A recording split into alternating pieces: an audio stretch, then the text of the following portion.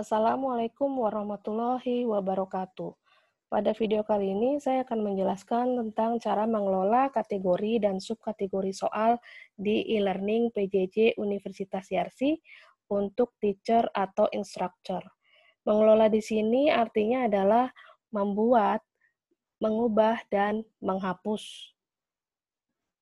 Sebelum kita praktekkan, saya ingin menginformasikan tentang filosofi dari kategori soal. Kategori soal digunakan untuk mengelompokkan soal-soal dengan kategori yang sama.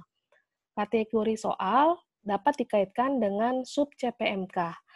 Sub-CPMK adalah sub capaian pembelajaran mata kuliah yang tersusun di dalam RPS. RPS adalah rencana pembelajaran semester untuk setiap mata kuliah. Contoh CPMK pada mata kuliah basis data 1 ada 3, yaitu 1. Mahasiswa mampu menguasai konsep dan prinsip-prinsip basis data relasional. 2. Mahasiswa mampu merancang model basis data relasional berdasarkan kebutuhan. 3. Mahasiswa mampu menerapkan pengelolaan basis data relasional dengan bahasa query.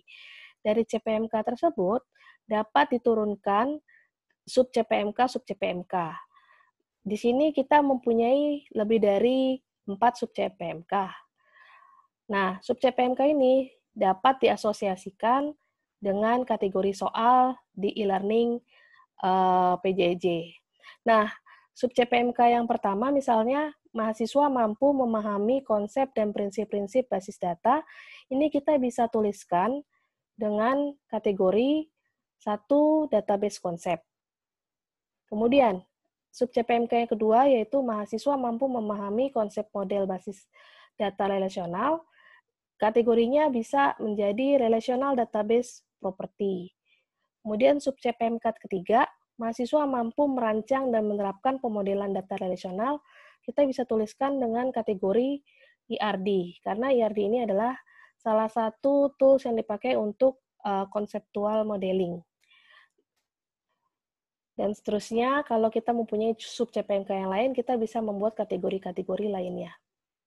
Kemudian, kategori bisa memiliki subkategori-subkategori. Contoh yang pertama, kategori database konsep kita bisa menurunkan menjadi beberapa subkategori, yaitu database model, database storage, business rule, dan conceptual modeling. Kemudian untuk kategori ERD kita bisa menurunkan menjadi beberapa subkategori. Misalkan entity, atribut, dan relationship. Nah, kalau kita sudah menyusun kategori dan subkategori soal untuk semua sub-CPMK yang ada di mata kuliah, baru kita bisa praktekkan membuat kategori dan subkategori di e-learning PJJ Universitas Yarsi.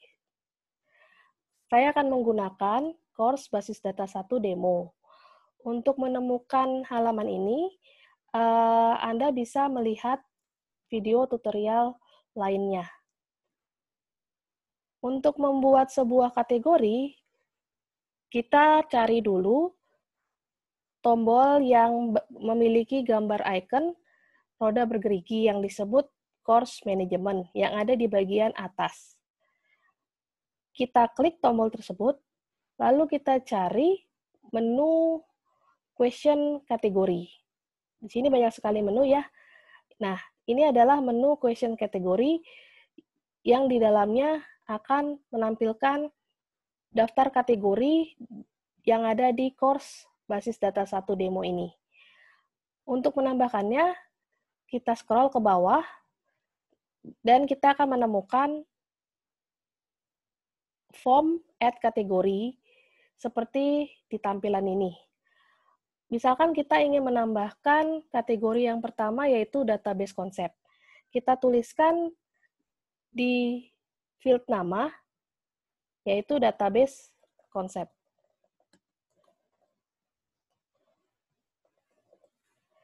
Nah, untuk awalan kita belum memiliki sama sekali kategori, jadi untuk kategori database konsep ini, kita masukkan di bawah parent kategorinya adalah pengaturan awal untuk bd1.demo.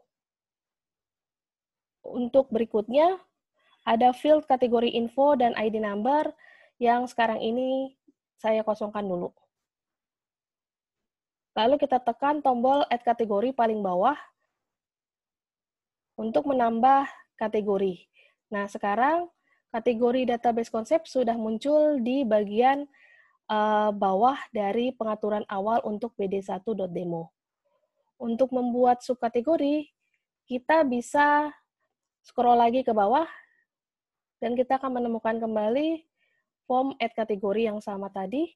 Kita tuliskan nama subkategorinya, misalkan database model, ya. Database model ini ingin ditaruh di bawah database konsep.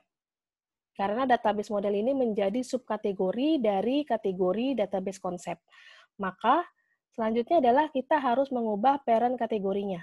Parent kategori di sini masih terpilih pengaturan awal untuk bd1.demo. Kita ganti menjadi database konsep untuk parent kategorinya. Kemudian, kita tekan tombol add kategori. Maka kita bisa lihat, sekarang sudah muncul database model sebagai subkategori dari database konsep. Di sini, kita bisa tambahkan kembali subkategori lagi, misalkan database storage. Kemudian kita ganti parent kategorinya menjadi database konsep, karena dia di bawah database konsep. Kita klik lagi add kategori. Nah, bisa dilihat di sini dia akan database storage akan berada di bawah database konsep.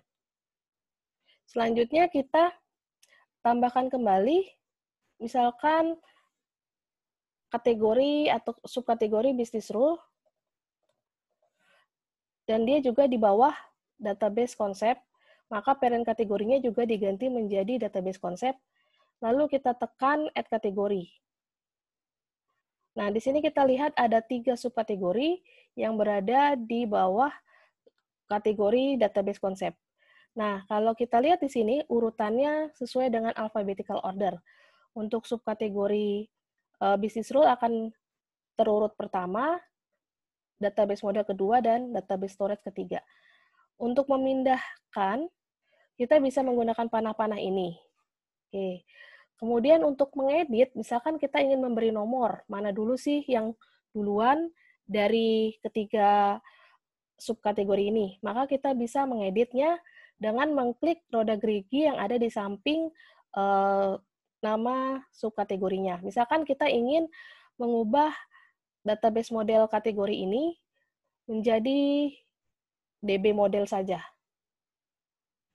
Maka kita klik roda gerigi tadi, kemudian kita edit di bagian namanya menjadi DB model, kemudian kita tambahkan misalkan depannya adalah 01.